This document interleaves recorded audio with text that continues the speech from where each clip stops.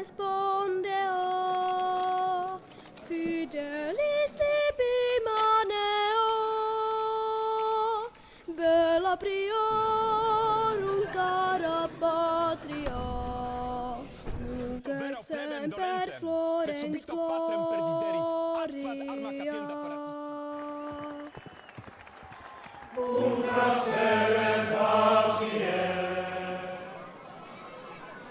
The year is 50 CE. Rome dominates the known world. Its roads span continents. Its legions hold the borders of empire. Its influence flows across the seas like the wind. But even as Rome thrives, its hunger grows, not just for conquest, but for connection. The empire seeks treasures it cannot produce. The ivory of Africa, the spices of India, and the sacrifices incense of God. One place holds the key to these riches. It is a land shrouded in mystery, a land of wealth and power, the Somali coast, where Avalites, Musailan, and Opone serve as vital links in a global network that binds Africa, Arabia, India, and Rome. Lucius, a Roman merchant, sets sail for this distant shore. His ship carries gold, wine, and glassware, but his heart carries questions. What will he find, and who will he meet? Lucius's journey begins in Alexandria, where whispers of Avalites first reached his ears. His ship, a sturdy Navis Honoraria, is powered by seasonal monsoon winds. The Peripolis of Erythraean Sea, a mariner's guide, warns of dangerous shoals, unpredictable currents, and the possibility of a disaster. But danger does not only come from nature. The waters near the Somali coast are known for piracy, where raiders lurk, eager to claim share of the wealth passing through the seas.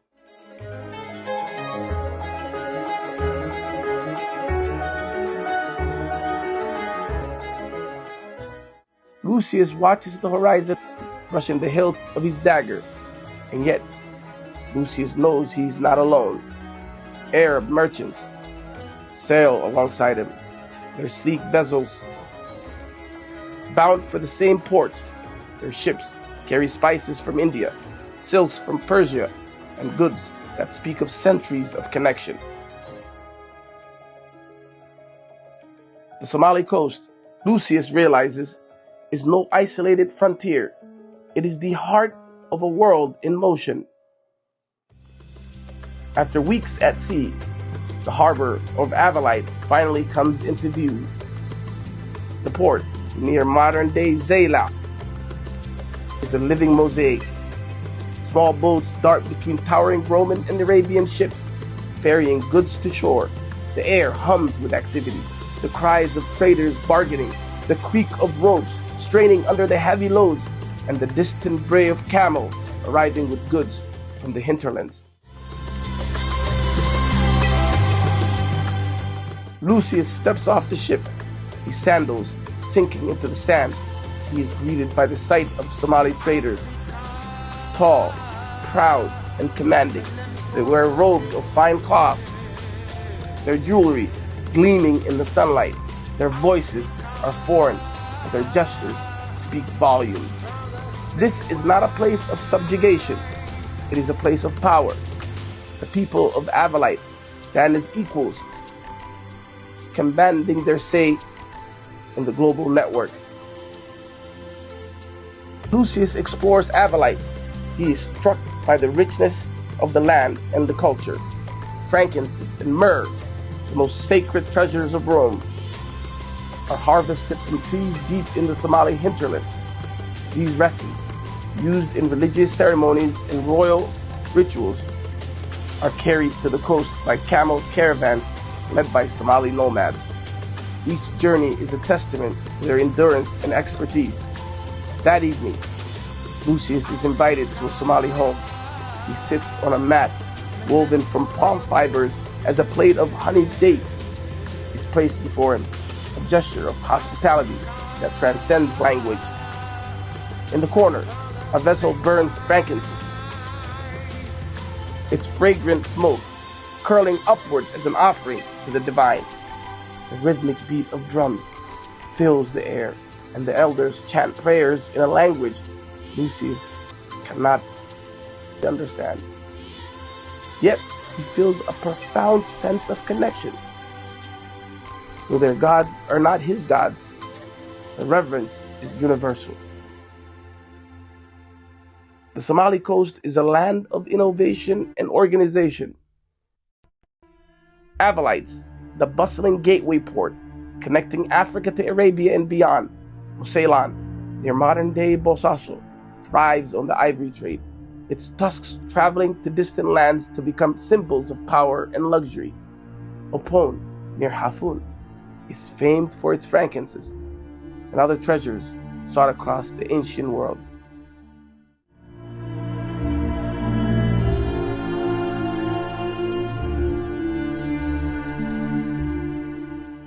Lucius marvels at the Somali dhows, their triangular sails designed to harness the monsoon winds with unparalleled efficiency.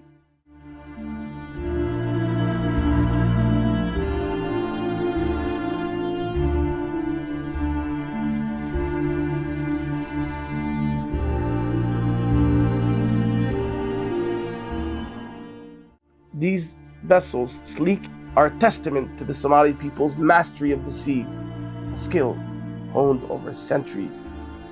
In the markets, Somali merchants maintain meticulous records of weights and currencies. These are no mere traders, they're masters of commerce, negotiating with precision that commands respect. Lucius realizes he is not in the presence of subordinates, he is among equals, if not greater. Lucius sits across from a Somali merchant. Between them lies a table laden with Roman glassware, African ivory, and bundles of incense. The negotiation is firm but fair. Roman gold and silver coin change hands. The Somali merchant's gaze is steady, his terms clear. Lucius understands that the wealth of this land is not an accident. It is a result of careful stewardship and negotiation.